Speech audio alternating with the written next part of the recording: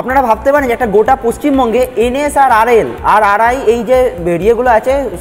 ফ্লুইডগুলো আছে, মানে দেদার ইউজ হয়। একটা মানে রাজ্যে সব কটা মেডিকেল কলেজে একটাই কোম্পানি টেন্ডার পাবে, একটাই কোম্পানি দেবে, তার মানে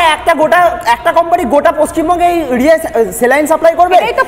এবং আমার জানতে ইচ্ছে করছে টেন্ডার কি করে হয়, যে টেন্ডারে পশ্চিমবঙ্গ ফার্মাসিউটিক্যালস বারবার করে এই টেন্ডার পেয়ে যায় যে আরএল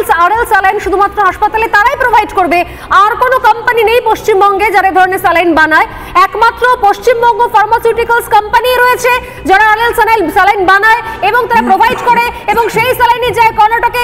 সেই স্যালাইনই আসে পশ্চিমবঙ্গের সমস্ত সরকারি হাসপাতালে। এটা বলা সত্ত্বেও হাসপাতালে কোনো সুপার বলছেন এই স্যালাইন ঠিক নয়, তারপরও এমন কার ইন্ধন রয়েছে, কার প্রশ্রয় রয়েছে যে এই কোম্পানি টেন্ডার পাচ্ছে আর এই কোম্পানি থেকে এই 20 স্যালাইন